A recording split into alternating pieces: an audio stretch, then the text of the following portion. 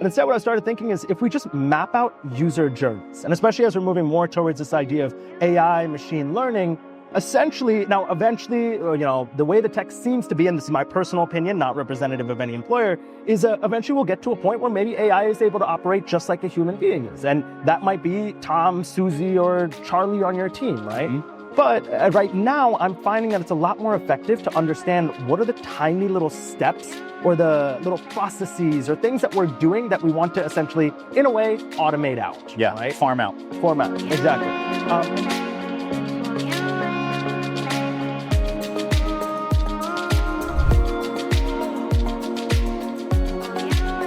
What's up, lifers, and welcome to the Daily Standup live with Lifetime Value, where we're giving you fresh new customer success ideas every single day. I got my man, Chirag. Yes, you got it absolutely right.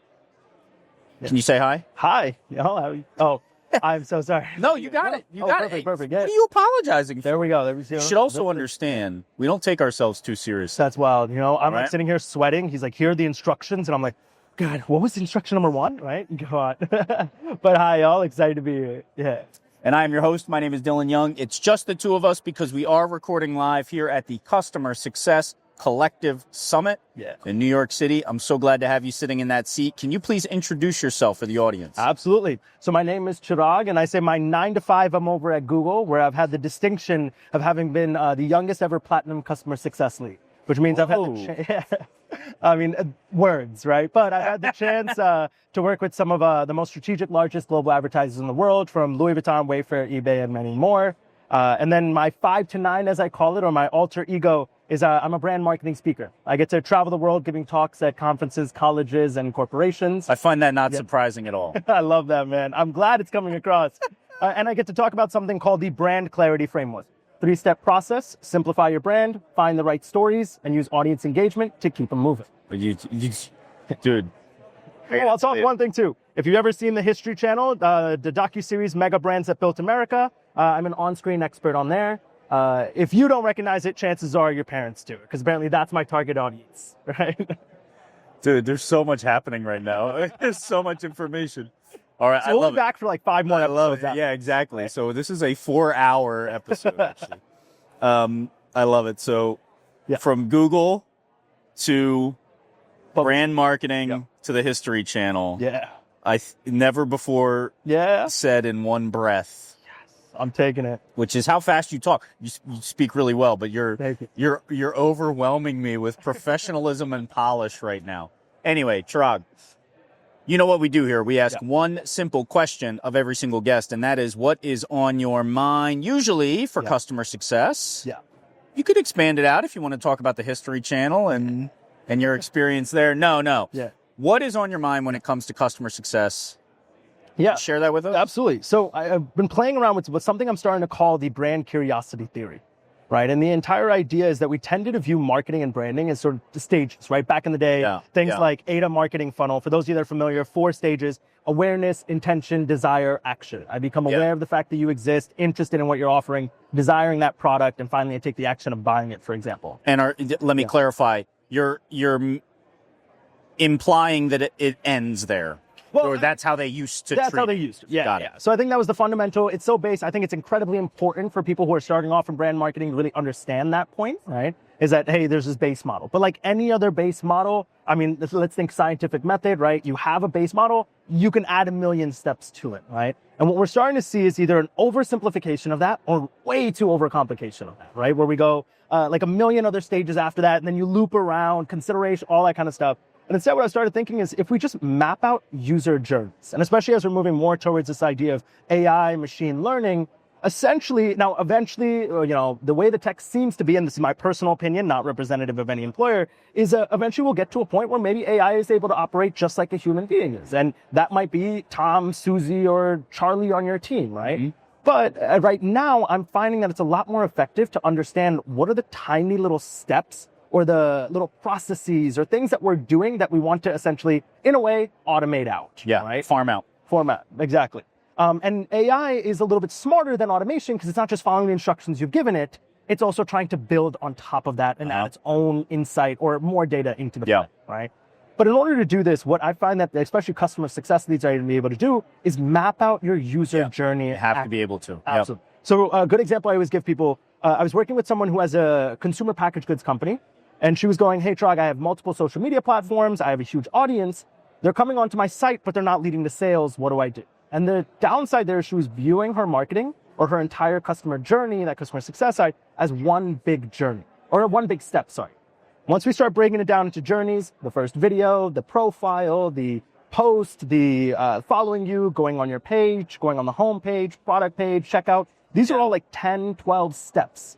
If we map each step out, we look at the step, like we're looking at the data and we go, hey, we were losing like 90% of people on the home page itself. Yeah. Right?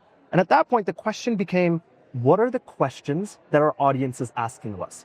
So the core of this theory that I'm working on right now is that marketing at its base or essence is the answering the questions that our audience has. Yep. And effective marketing is answering those questions in a way that we are guiding them to the next step. So when someone asks you, hey, who are you? Right? You can sometimes answer, hi, I'm Dillon. Or you can say, hi, I'm Dillon. I'm doing interviews in that section of the room. Yeah. What that does is it takes the responsibility off of me to ask you the next question and to go further into my user journey, because now you've given me an avenue. I go, oh, Dillon, what type of questions? I want you to finish this thought process, but I imagine there is a point where you tie this back to customer success, or maybe this is how you started thinking about this originally, because I want to zoom out for a second. And actually, everything you've described so far sounds a lot like how marketing looks at lead conversion. That's even the example you used. Yeah. And it's very data-driven. Yeah. And it's very much mathematical, formulaic, whatever you want to say.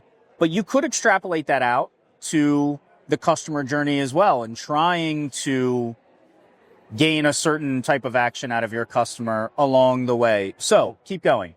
The base idea, and I appreciate you just stopping me in my rambling, right? That's how excited I'm getting into this, is we overcomplicate, especially with AI and everything coming in, especially in the customer sort of success journey, is we jump into being like, how do we plug AI into everything? Yeah. What I'm finding is if we break everything down to these tiny steps, so if we go back to the rudimentary, fundamental analysis of marketing of any journey, find the parts that are incredibly data heavy, right? In our case, it was like the homepage, we was losing a large number of people on the homepage. When we saw that, we go, okay, can we mix the can we remix it in some way to try to see what questions we can answer for the audience? Yeah. Can we plug in AI? Can we make it faster? Can we make it smarter?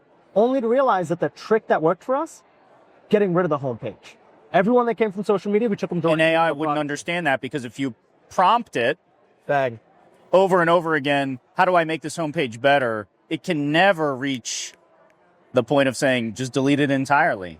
Bang. Right? Bang. Did I just do your job for you? No, you've helped. This is like, I feel like a kid in a candy shop going through this, because it's like, we're so quick to rush to adopt technology, and these technologies are incredibly powerful, but the base thing we're asking you to do, and that's why if you're someone who's like, I'm not technical, and I'm in customer success, and I want to eventually work with our technical teams, instead of simply just giving them the reins and going, hey, run with it, because they will come up with solutions that'll ignore sometimes the most obvious solution. Yes. Delete the homepage. Yeah. Map out the journey you are taking and what your consumers are taking, or your customers or your users are taking.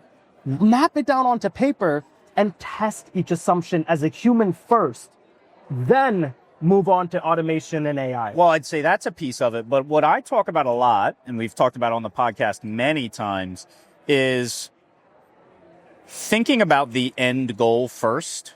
And that could be the ultimate end goal. It could be the end goal of a particular segment of your journey, a milestone, so to speak. And then survey the tools you have at hand and decide what works best to get you there. As opposed to, I think what you're describing is people say, well, it must be AI. That must be the solution because it must be machine learning. It solves anything, right? It can do anything. But oftentimes, even if that were true, which it isn't necessarily, the lift to solve for it, that outcome may just be too great. Like it just may not be worth it to build an entire persona within the AI so it knows the way you think, and it has this entire battery of prompts that it can work off of every single time for what is, maybe 4% of a customer's journey, either in time or value. Yes. Why would you waste that time? Absolutely. And hey, if you're a large company that has the resources, gung-ho. Go Sure, on, and maybe go that's do it. where you find the incremental increase. But usually, I mean, that might be Google. I will. But in the smaller companies, yeah. But in the smaller companies, that is not the case. Absolutely. And so when people are saying, hey, like, how do we improve this? How do we get better in this next sort of decade of what we're seeing? It's go back to the fundamentals. Everything that's up here, the client context, the process, map it out. And instead of trying to solve the entire equation, where do you really need to solve for things, or where can a human be the best option at the moment? Perfect. And again, you never know. All this stuff will get better and better over time. So if you don't jump into this technology now, you can always jump in the future. Yeah, and that's the other thing is people get they get paralyzed. Yeah. They think I got to build this whole thing right the first time. Exactly. And they never. I love you're gassing me up. I love No, see, you're incredible. You are amazing in this. Like you're hitting it right on the dot, right? And I mean, look, I rambled for 2 minutes, and you got it right into the crux of what. Oh yeah. Where were you before Google? Yeah.